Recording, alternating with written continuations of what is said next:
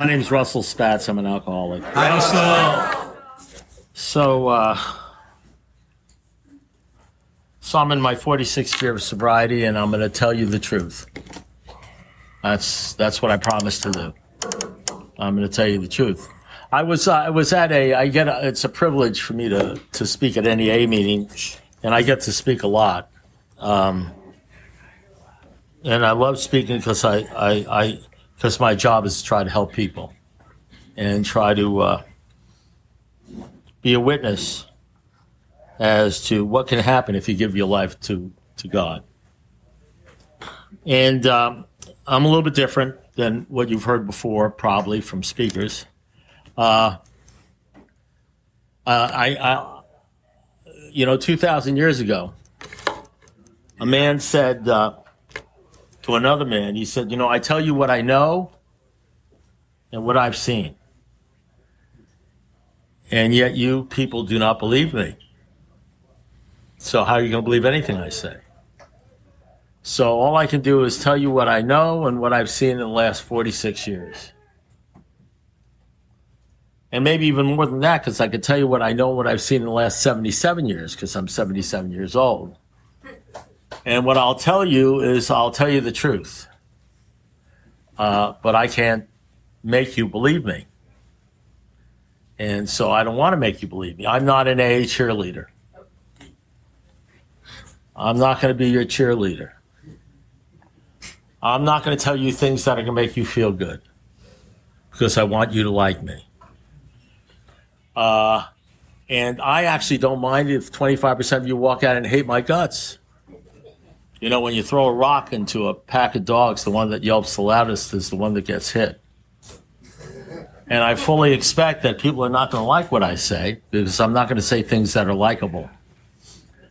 But page 42 of my big book says the program that they were working between 1935 and 1939 was drastic.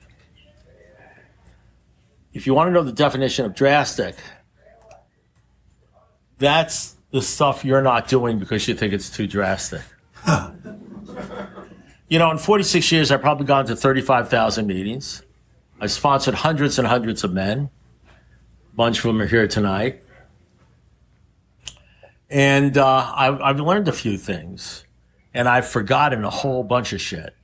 Believe me. I walked in here, I had two neurons working, they're waving goodbye to each other. As I said to my sponsor, who was one to my office once, my first sponsor, and on my wall I have about 20 different plaques and diplomas attesting to the fact that I've been educated far beyond my capacity to understand anything. And I turned to I was supposed to be sponsored by Albert Einstein and Jesus Christ. They weren't around, so they gave me a used car salesman from Chicago who didn't even graduate high school. And I was terribly under-sponsored. And I told Bob, I said, Bob, these are my degrees. And he said, well, Russ, rectal thermometers have degrees, and you know what they do with those.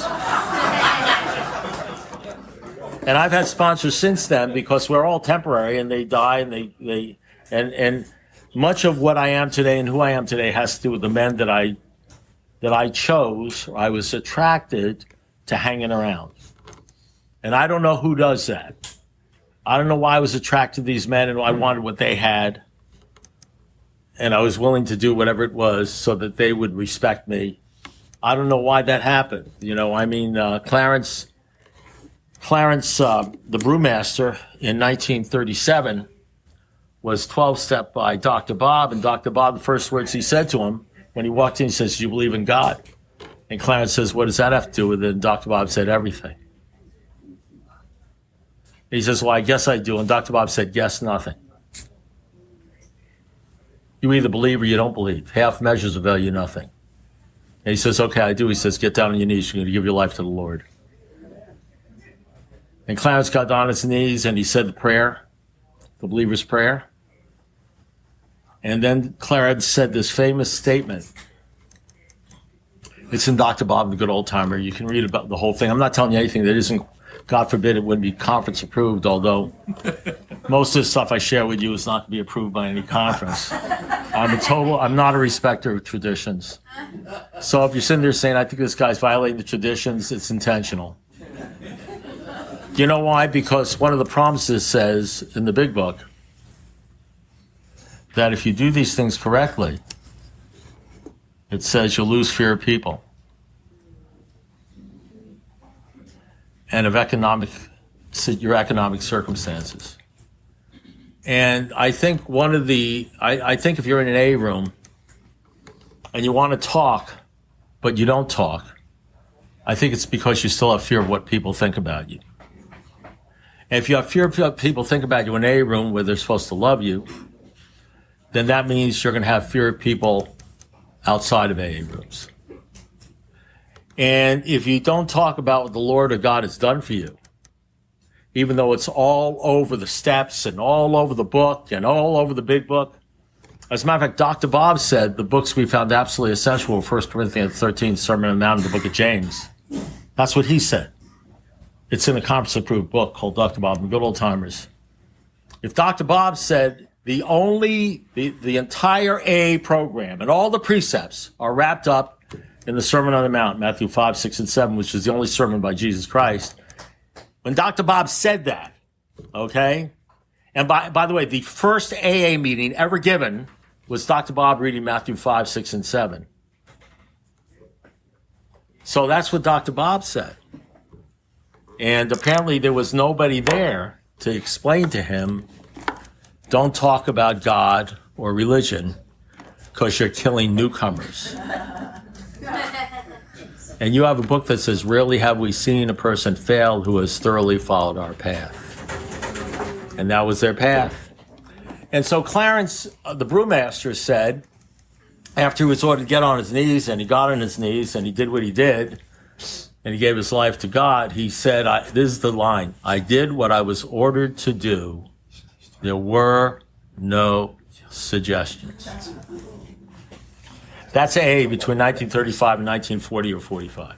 No. And I can give you 50 more quotes as to what they were talking about and what this program's about. Bill Wilson said in Alcoholics Anonymous number 3, the Lord has been so wonderful to me, curing me of this terrible disease, that I have to keep on talking about him and telling other people. That's what Bill Wilson said when he first got sober, when the room lit up and he had the spiritual experience. And a few weeks after that, he said, but soon worldly clamors, mostly within myself, blocked out his presence. And then a few months after that, he went up to Harriet Seiberling and said, Harriet, I think we talk too much about God and religion. We shouldn't do it. And Harriet Seiberling said to him, he said, Bill, the only reason you're sober is because of God. It has nothing to do with you. So you got to stop worrying about pleasing alcoholics. They've been pleasing themselves all their lives. You better start being concerned about whether or not you're pleasing God. Because if you don't do that, if you don't talk about God and what he's done for you, you might as well be the Rotary Club. You might as well be the Rotary Club. And she says, eventually, Bill agreed. And he wrote the big book.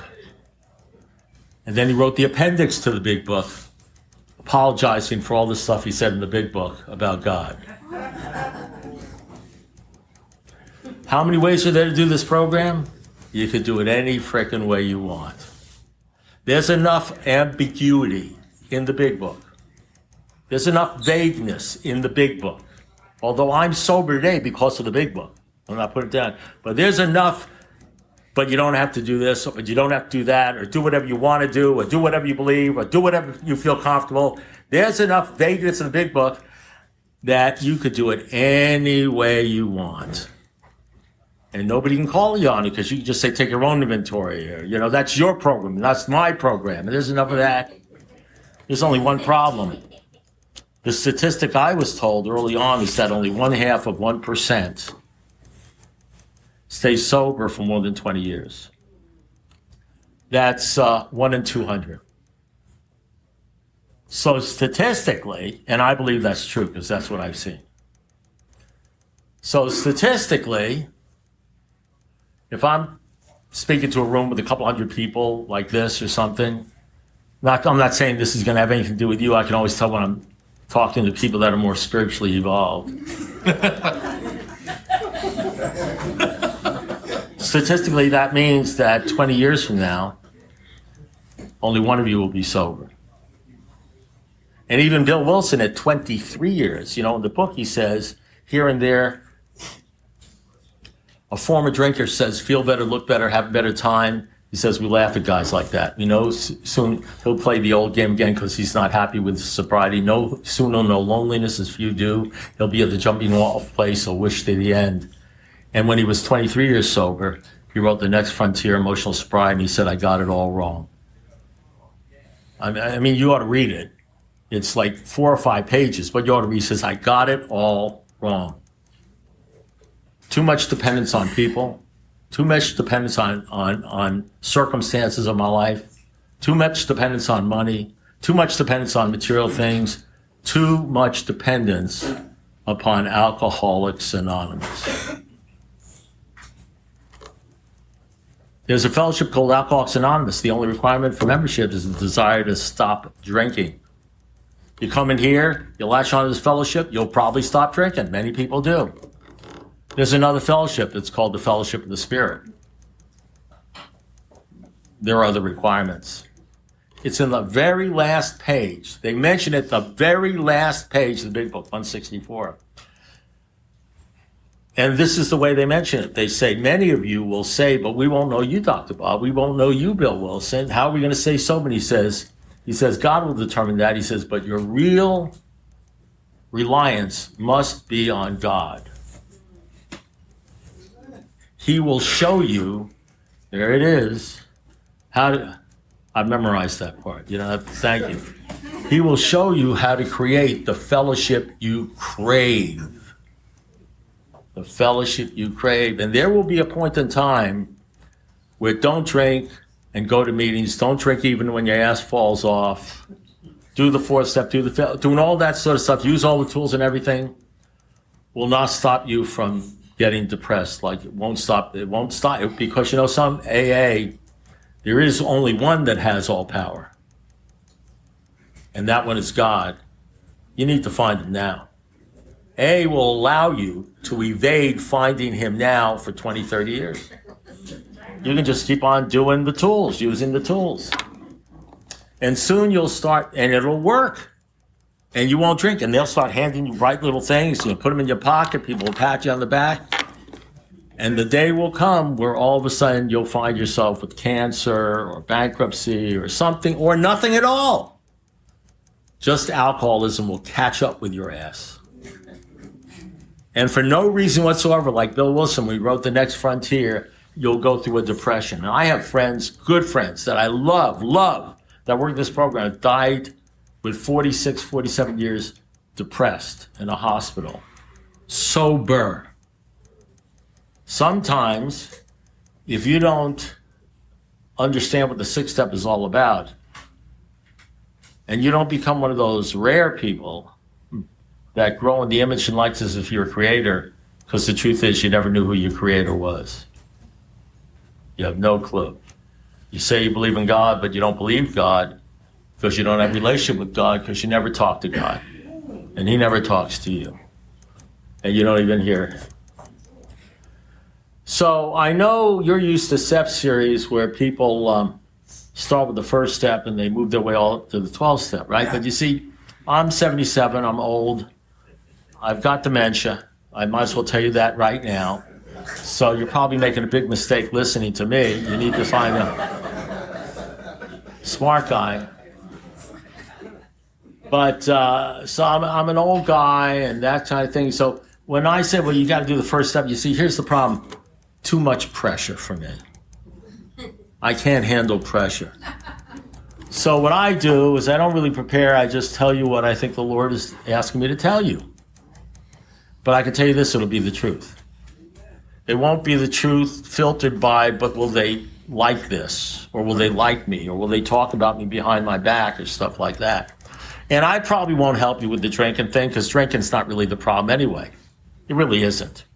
Now, don't get me wrong, the first 3 months, 6 months, 10 years, whatever it is where you think drinking's the problem, you will come to a point in time where you'll realize you'll drink again, or you'll see people drink again, or you'll see people go down to, you say, I don't understand, he was at the meeting yesterday, or stuff like that. I know you've been told that people drink because they stop going to meetings. You really got to ask yourself why they stop going to meetings. Because they hear the same stuff you hear. That's what you got to sort of figure out for yourself. And you realize that what the big book actually says is that drinking is only a symptom of our disease. The real disease centers in your mind, not your body. Or another way of putting it is, you're flipping insane. And if you get mad at me for saying that, I'm not telling you anything the big book doesn't tell you, because it says you'll come to realize and believe that God can restore you to sanity. That's what the second step is. You realize that God can and will restore you to sanity. And if you are sane, you just don't need to be restored. Only crazy fucking people need to be restored. And what the big book never tells you, never, is how long it takes you to be restored. Some people think they're restored after the third step or the fourth step, or there's some line in the big book that says, we have now been restored to sanity. That's bullshit. You know why I say that's bullshit? Because Bill Wilson wrote that book when he was 3.5 years sober. And at 23 years sober, he said it was all bullshit. The last words Dr. Bob said to Bill Wilson was, let's not screw this thing up. Let's keep it simple. When somebody comes up to you and says, let's not screw this thing up, Billy, keep it simple, he's not congratulating you. That's what we call an exhortation. It's a warning linked with an encouragement. Don't fuck this thing up, buddy. Keep it simple. You're on the wrong path. Dr. Bob was never on the wrong path. If you read about Dr. Bob, and you'd have to pick up Dr. Bob, the good old timers, read about Dr. Bob, it was all about the Lord, all about God. It was all about burn the idea into every alcoholic's mind that he can go out notwithstanding anything, wife or no wife, job or no job, he can stay sober as long as he trusts God and clean house. See that your relationship with him is right, and great events will come to pass for you and countless others. And then you'll meet some of us in the fellowship of the Spirit, with a capital S, which is a whole different thing. And if you want to know where they got that from, it was from the book of Corinthians, because that's the stuff they were reading. So you're entitled to your own opinion, but you're not entitled to your own facts. Now, here's what you guys see when you come in here. This is what I saw. Thousands of people staying sober. I went to 5 international conventions. 50,000 people saying the Lord's Prayer. That's what you see. People picking up medallions, doing all this stuff. That's what you see, right? Everybody's not drinking, right? Once in a while, you see a guy pick up a white chip and he says, I'm coming back.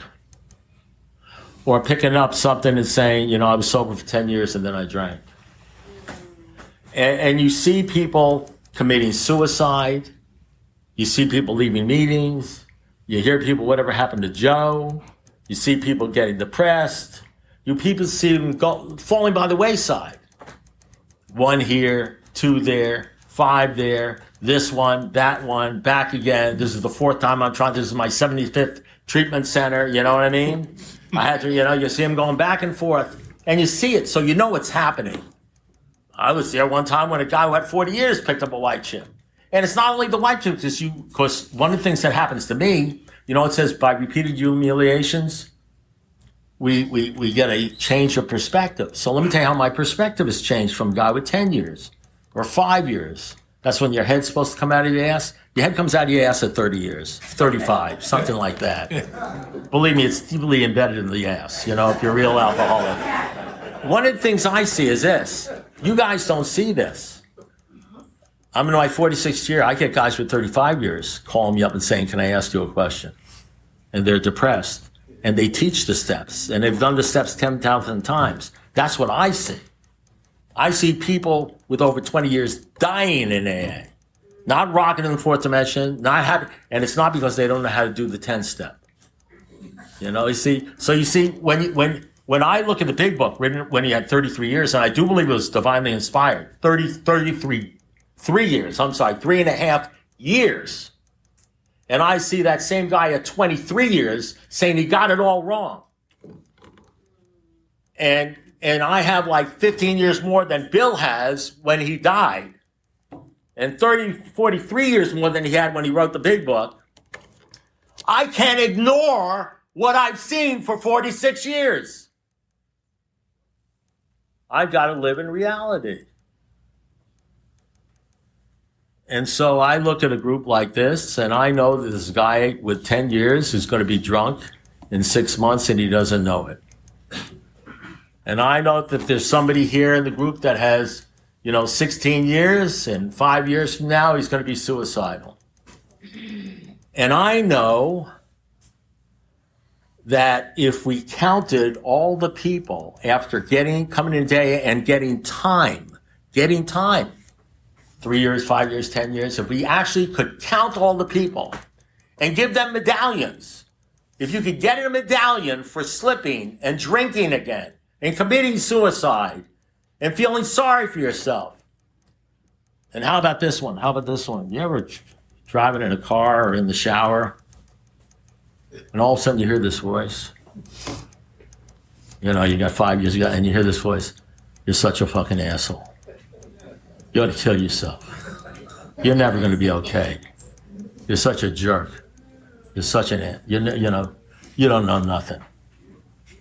You ever badmouth, and then you look around to see who's telling you that shit, and you're the only one driving the car, and you're the only one in the shower, and you're trying to figure out where that came from, and you got 10 or 15 years. You know where that came from? That's you telling you what you really think about yourself. That's your reputation with you. You ever wake up in the morning or somewhere and say, if I only had a different wife, if I only had a different husband, if I only had a husband, if I only had a wife, if I only had a new car, if I only had new shoes, if I could only lose 50 pounds, if I only had more money, if I only had a different, you ever wake up understanding and knowing and believing at 10 years or 15 years, if only I had this, I'd be okay. So in other words, you're just telling yourself again and again, you're not okay. And you grab that car, and you grab that gal, and you grab that guy, and you do that thing, or whatever it is, and then you lose them, or you don't lose them, whatever it is you grab, and then 2 weeks later, you're saying, if only this, if only that. And you're sober for 15 years. Now, you don't talk about that shit at a meeting, because not that you're worried about what people think about you, because you've been telling yourself for 15 years, I don't give a shit what people think about you. You spend your entire life telling yourself you don't really care what other people think about you. But I'll tell you a little secret I've learned. I've learned a few things. I learned something tonight that I didn't know. I swear to God, something I learned tonight. I was at Lester's eating dinner, and I learned when you're 77 years old, you're going to speak at a group. Don't eat the fucking cheesecake. I ate that cheesecake. I could barely walk in here. I was going to sleep over there. My feet started cramping up. I had a guy said that I was feeling great before I ate the cheesecake. You learn stuff like that, and here's what I'm scared of. I think I'll probably do that shit again. This disease never stops. You know what I mean? When it catches up to you, that's when you start thinking you got it. You understand what I'm saying? Because you seem to be doing well, and you're picking up medallions. That's when you know what you do after that? You start resting on your laurels. You know why? Because it's easy to rest on your laurels. And you know what that means? You're heading for trouble, because when you rest on your laurels, that's another way. We have code words in A. Rest on our laurels means you start playing God. You start running your life. You stop thinking, you'll tell people you believe in God. You're not necessarily an atheist or agnostic, but the truth is he doesn't run your life. He's not the Lord of your life. He doesn't live in your heart. You don't wake up in the morning thinking about him. You don't go to sleep thinking about him. All through days, you don't think about him. You're thinking about, how do I get this? How can I get that? How can I get more money? And somehow you don't understand why you're a emotional basket case. Now, here's the deal. This is supposed to be a first step meeting, right? Well, forget that shit. It's not going to work that way. I promise you, I promise you, by the time we get to the end of this deal, I'll cover all the steps to the power of 10, especially steps 6 and 7, which is old-timer steps, where you get separated from the children, from the spiritual kindergarten. The step that separates the men from the boys, the women from the girls. I deal with a lot of 50-year-olds that haven't grown up yet. I say, how old are you? He says, 50 years old. I said, when the fuck are you going to grow up? When are you going to stop being a child? When are you going to stop whining? When are you going to stop this crap? You know what I mean? And you know what I needed when I came to AA? I didn't know I needed this. I needed somebody to tell me the truth and give me direction. I needed a Dr. Bob. Get down on your knees and say the prayer. Well, what does God have to do with everything? Get down on your knees. I needed a guide. I needed a father. I needed an AA daddy. I have a heavenly daddy and I have an AA daddy. I needed an AA daddy. Somebody that I respected, that I loved, that I didn't want to disappoint. And I knew that I respected and loved him, and I didn't want to disappoint him, because when he'd tell me to do something, I'd rarely argue with him. Oh, yeah, I do the alcoholic thing. Oh, you don't understand, or I'm different, or whatever that thing is. But 99% of the time, I can't remember anything my sponsor suggested I do, which I didn't eventually do it, even though I thought it was stupid. Like when I was broke and I was married and I had a kid and I was behind, 4 months in the mortgage or the rent. I can't remember which one it was. And I would wake up at 3 o'clock in the morning. I only had 3 or 4 months and I didn't know what to do. And I didn't know who to talk to, because the big shot lawyer didn't have $50 in his bank account to put gas in his Cadillac. You know what I mean? I didn't know who to talk to or what to do or what I was going to say. And yeah, who am I going to tell? I'm not going to tell my group. Not that I give a shit what they think about me, but I'm not going to say that stuff. You know what I mean?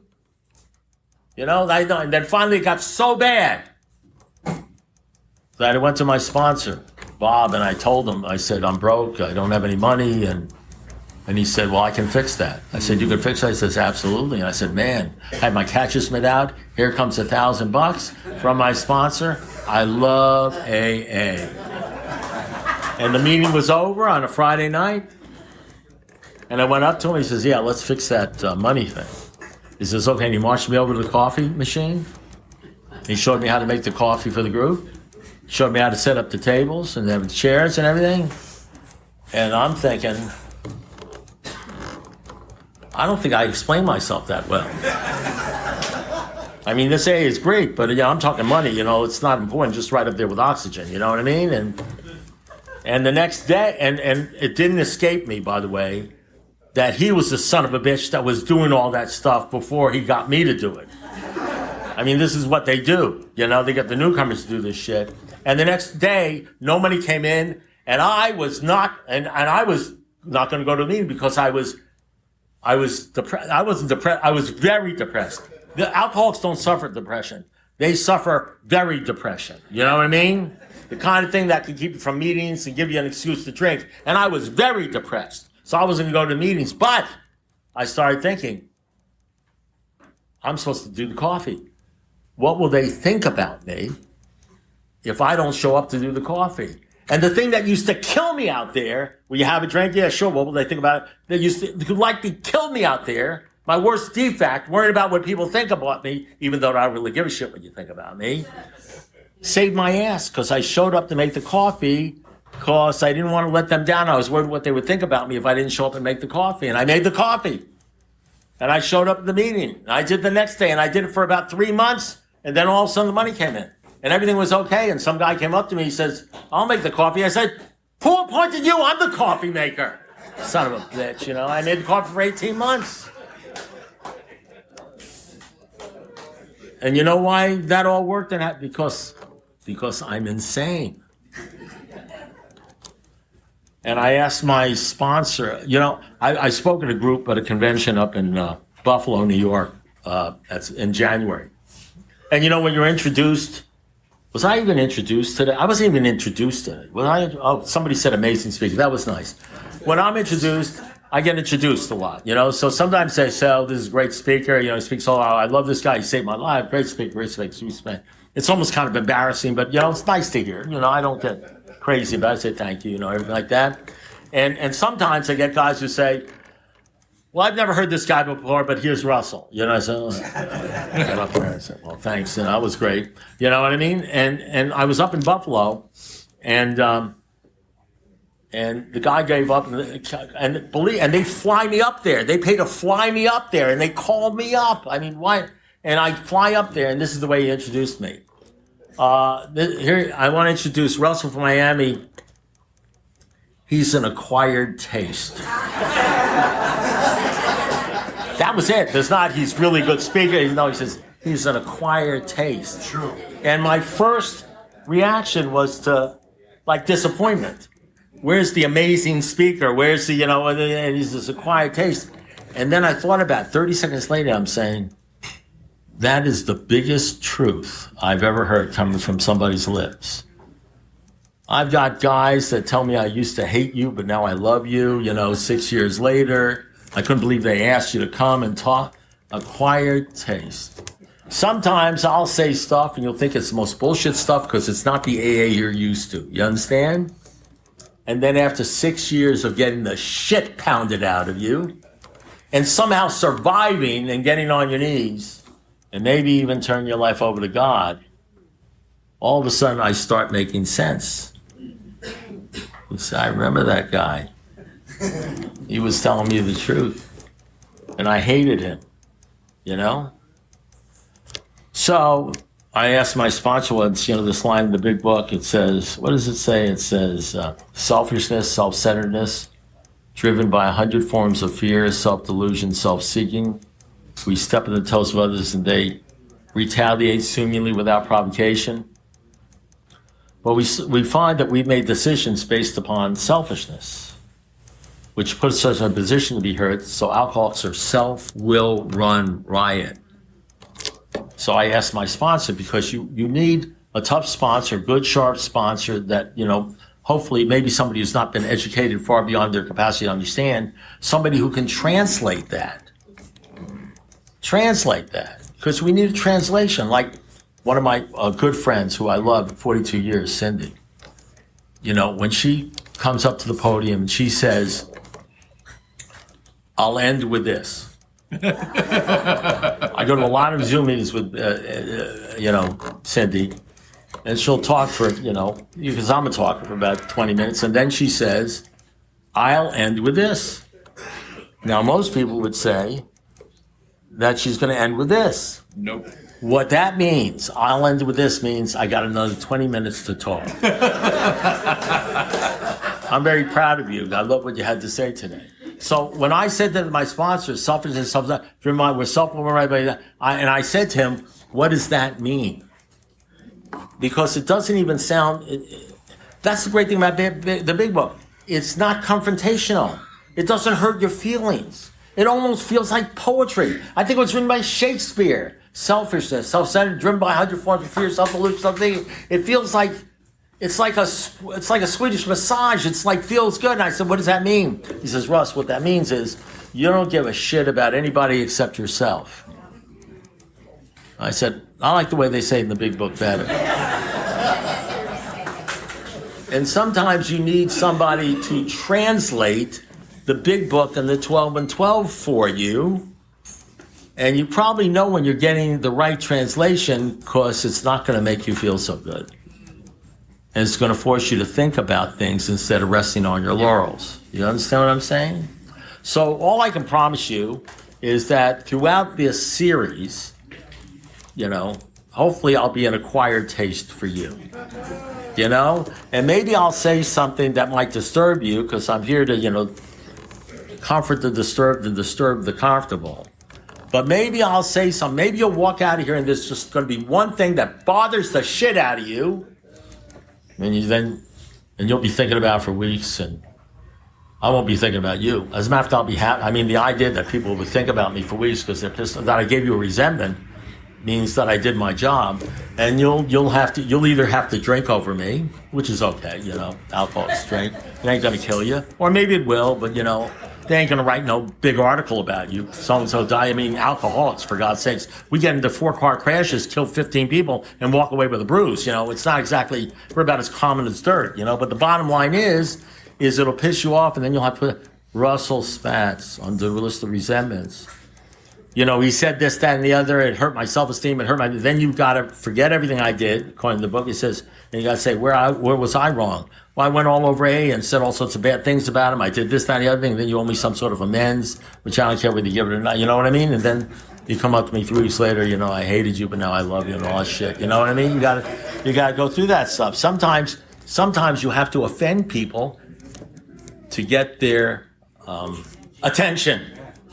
Did you know that? Sometimes I'll end with this. No, but I will end with this. I sponsor a guy. He's an ordained Presbyterian preacher. Graduated one of the great seminaries in our country and everything like that.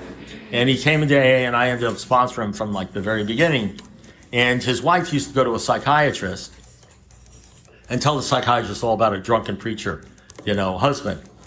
And so he comes in AA, he asked me to be a sponsor. I think I did the third step somewhere. He came during the third step. I probably mentioned Jesus or something. I said something about the Bible. I'm like into that stuff. And that's another long story we'll get into down the road. And the bottom line is, so he asked me to sponsor, and that's the deal. And I told him things that he didn't understand. Believe it or not, he was an alcoholic and very smart, had all these degrees, but there were things about himself. He knew everything, but that's all he knew. There were a lot of things he didn't see or know about himself because he was blinded by worldly clamors. He didn't see things. There are maybe some things about yourself that you don't see, but you just know you're bothered and you don't feel good. And so it worked out, and he stopped drinking. So his wife told him this story that she went to see the psychiatrist. And the psychiatrist, and she said to the psychiatrist, my husband stopped drinking. And the psychiatrist said, well, he must be going to Alcoholics Anonymous. She says, yes, he is. And then the psychiatrist said, does he have a sponsor? And his wife said, yes, he does. And he's obnoxious. And the psychiatrist said, some people need obnoxious. Some people need obnoxious. So thank you very much. God bless you.